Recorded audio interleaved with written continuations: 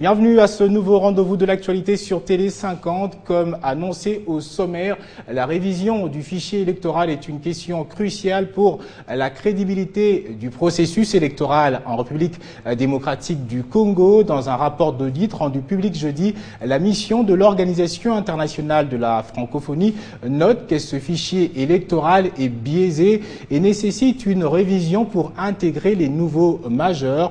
L'OIF invite alors le gouvernement et les législateurs congolais à poursuivre la réforme de l'état civil sur base d'un recensement général de la population. La mission d'audit de l'Organisation internationale de la francophonie relève que le fichier électoral de la Commission électorale nationale indépendante, même s'il a été officiellement déclaré stabilisé ou fiabilisé, ne peut permettre d'organiser des élections répondant aux standards internationaux. Pourtant, entre l'élection de 2011 et aujourd'hui, la Commission électorale nationale indépendante a déjà radié pas moins de 840 000 inscrits, des doublons, et il y en a encore au-delà de 250 à 300 000 selon cette mission d'audit de l'OIF. 20% du corps électoral absent. La grosse faiblesse de ce fichier électoral est qu'il n'inclut pas les quelques 8,5 millions de jeunes ayant passé la barre des 18 ans depuis 2011 et n'a pas exclu les 1 600 000 de personnes décédées depuis. Malgré un phénomène de surinscription sur les générations précédentes, 7 millions d'électeurs réels potentiels pourraient, si rien n'est fait, ne pas pouvoir voter. Pour le général Sangaré, à la tête de cette mission d'audit, il est très clair que si 20% du corps électoral est exclu, c'est contraire à l'idée d'un suffrage universel et même crédible. Il faudrait donc, estime cette mission d'audit, réviser la loi congolaise qui prévoit que les provinciales, les municipales et les locales soient organisées sur base de ce fichier, une révision pour rendre le processus crédible. La révision du fichier électoral est un sujet qui divise. La majorité souhaiterait un recensement général de la population pour avoir un fichier électoral parfait et pas seulement acceptable, une opération qui pourrait prendre 2 à 4 ans selon les experts. L'opposition, elle, n'est pas contre le principe d'une révision, mais d'un simple enrôlement. Pour la mission de l'OIF, elle encourage toutefois le gouvernement à moyen terme à créer un véritable état civil avec une liste électorale mise à jour chaque année, mais aussi à délivrer des pièces d'identité valant preuve des nationalités. Ouverture ce vendredi à Kinshasa d'un forum. Il porte sur les enjeux et perspectives du dialogue politique dans un pays post-conflit de la République démocratique du Congo. Organisé par le Sénat de la jeunesse congolaise, ces assises réunissent les acteurs politiques, la jeunesse issue de la société civile et des partis politiques. Question de réfléchir sur l'opportunité, les voies et moyens de la tenue d'un dialogue national en RDC. C'est une rencontre qui devrait réunir les acteurs politiques de tous bords. Question de parler du dialogue national, voie de sortie ou obstacle à l'organisation des élections crédibles. Il faut absolument que nous, les Congolais, nous parlions pour pouvoir dégager un consensus sur le processus électoral. Mais d'autres restent sceptiques quant à la question. Nous disons non au dialogue parce que le dialogue est inopportun. Le Sénat de la jeunesse congolaise, en collaboration avec la plateforme Agir pour les élections transparentes et apaisées, veut à travers ces échanges sensibiliser les jeunes leaders congolais sur le bien fondé d'un dialogue politique en RDC. Nous avons fait l'effort de mettre ensemble les gens de l'opposition et de la majorité ainsi que la société civile, d'échanger autour des questions relatives au dialogue politique. Nous aurons des options stratégiques que nous, les jeunes, nous allons dégager par rapport à ces forums. Il s'avère que le dialogue reste la seule voie crédible pour sauver le processus électoral, la cohésion, la paix sociale et la démocratie en RDC.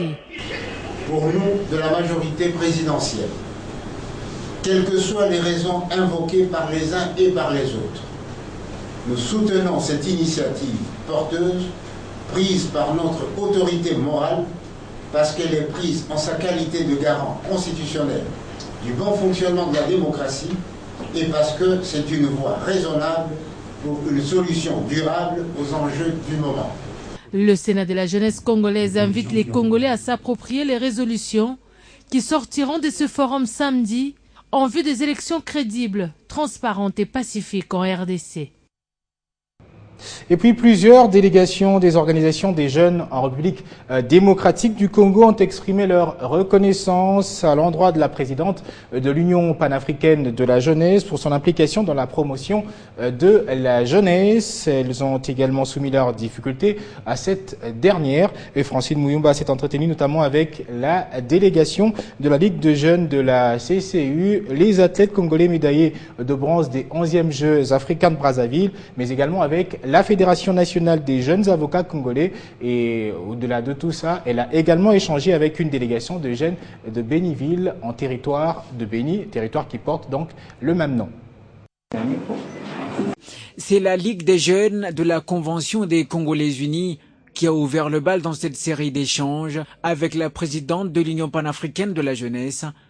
Ils ont encouragé le dynamisme de la jeunesse au sein des partis politiques pour pouvoir participer à la prise des décisions dans leur famille politique comme dans d'autres instances du pays. Nous avons reçu de madame une interpellation qui aujourd'hui nous regardit.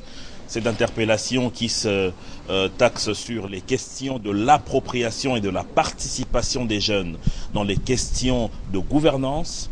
Et celle qui porte les espoirs de la jeunesse à l'échelle continentale a résumé son propos en une phrase: la prise de conscience de la jeunesse africaine. Je venais de les encourager parce qu'un parti politique sans une jeunesse dynamique, c'est un parti politique qui n'a pas l'avenir. Avec les associations des jeunes avocats, les modalités de création au niveau national d'une fédération des jeunes avocats du Congo a été largement évoquée. Une occasion aussi de présenter à la présidente de l'UPJ les jeunes avocats congolais élus au sein de la Fédération africaine des unions des jeunes avocats, FAUJA. La manière dont elle nous a reçus et dont on a partagé, c'est plus que rassurant. Et on se dit qu'avec elle, on pourra avancer. Ces athlètes lutteurs, médaillés de bronze aux Jeux africains de Brazzaville, eux, ont reçu les félicitations de la présidente de l'UPJ pour leur exploit et pour avoir fait l'honneur de la RDC. Sur instruction de la présidente de la Commission de l'Union africaine, Nkosazana Dlamini-Zuma, la présidente de l'Union panafricaine de la jeunesse a entamé le processus de création des clubs de l'Union africaine dans les universités du continent, ce qui justifie la rencontre avec le président des étudiants de l'UNIKIN avant d'autres institutions. Cette initiative va permettre à la jeunesse africaine de mieux comprendre les décisions prises au niveau de l'Union africaine et donner ses avis sur le fonctionnement de l'organisation. Ces clubs sont déjà créés dans plusieurs universités en Afrique, notamment à l'université de Cape Town, au Ghana et dans d'autres pays africains pour promouvoir également le panafricanisme. Éclairer la République démocratique du Congo et moderniser les services énergétiques, agenda national et prospectus d'investissement à l'horizon 2030, c'est le thème du Forum national sur l'accès pour tous à l'énergie durable qui s'est ouvert ce vendredi à Kinshasa. Ce forum est piloté par le ministère de l'Énergie et Ressources hydrauliques en partenariat avec différents ministères dont celui de l'Environnement, de l'Industrie, de l'Agriculture et des Mines. En RDC, sur 70% de la population, moins d'1% a aujourd'hui accès à l'énergie durable en milieu rural. Voilà qui justifie la tenue de ces forums national sur l'accès pour tous à l'énergie durable. Un forum qui a pour objectif valider les grands axes de l'agenda d'action pays et du prospectus d'investissement dans la formulation bénéfice des appuis techniques et financiers de la BAD et du PNUD. Le PNUD soutient à différents niveaux, tout d'abord en termes de plaidoyer, de dire que l'accès à l'énergie est crucial en termes du développement durable, en termes de soutien technique et stratégique et en termes de soutien financier. Pour nous, c'est un partenariat sur le long terme avec le gouvernement, avec la BAD, avec d'autres partenaires. L'année passée, nous avons déjà produit avec le gouvernement et la SNV l'Atlas des énergies renouvelables. Nous continuons encore cette année avec ce soutien à ce forum. Donc c'est un partenariat sur le long terme dans le cadre de cette initiative. À ces assises de 2 jours, il est aussi question de mobiliser les partenariats techniques et financiers qui permettront à la RDC de passer à l'action et entamer sa longue marche vers l'atteinte des objectifs de l'initiative Énergie durable pour tous à l'horizon 2030. Ce forum traduit clairement la révolution de la modernité qui constitue la vision du chef de l'État, son Excellence Joseph Kabila Kabange. La RDC, qui projette de devenir un pays développé à l'horizon 2050, doit lier les services énergétiques aux priorités nationales de développement, y compris la création d'emplois, l'environnement, les besoins de transport, de santé et d'éducation. Autre titre d'actualité, sachez qu'au nom du chef du gouvernement, Augustin Matata Ponyo, le vice-premier ministre, ministre de l'Emploi, Travail et Prévoyance sociale, Willy Makeshi, a procédé ce vendredi au lancement du programme tourisme scolaire dans la ville de Kinshasa, initié par le ministère du Tourisme et celui de l'enseignement primaire, secondaire et initiation à la nouvelle citoyenneté. Ce programme vise à renforcer les visites hors des milieux scolaires en vue de l'épanouissement culturel et scientifique des bénéficiaires. Je propose ici d'écouter tour à tour les ministres du Tourisme et de l'EPS qui se sont confiés à nos reporters. Quand les enfants connaissent leur pays, ils sont en mesure de servir ce pays avec patriotisme. Ils sont aussi en mesure, n'est-ce pas, de défendre ce pays. Et c'est pourquoi il faut commencer à forger cet esprit patriotique dans les écoles.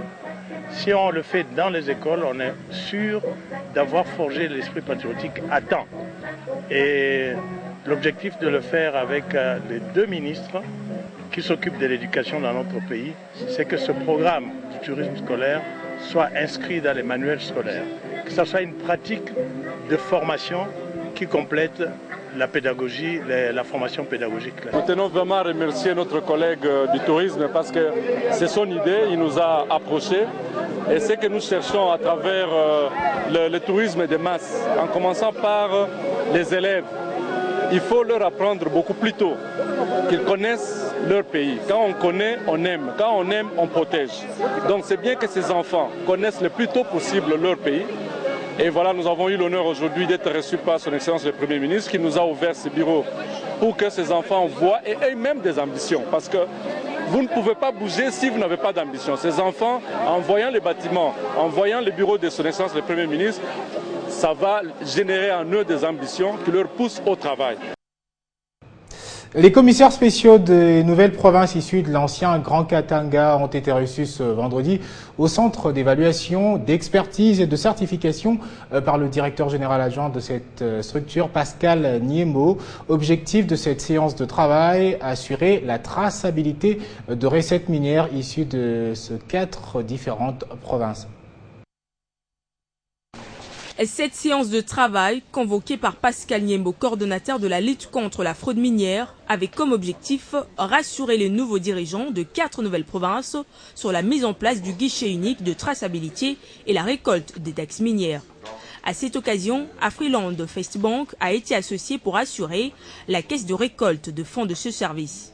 Il était question de les rassurer, mis en place par le CEC dans le cadre de la collecte des taxes minières sur le dispositif du guichet unique de traçabilité des recettes et où Afriland Festbank est associé pour assurer la caisse de collecte des fonds afin de leur permettre à tous d'avoir la disponibilité de tout ce qui devrait rentrer dans les recettes provinciales.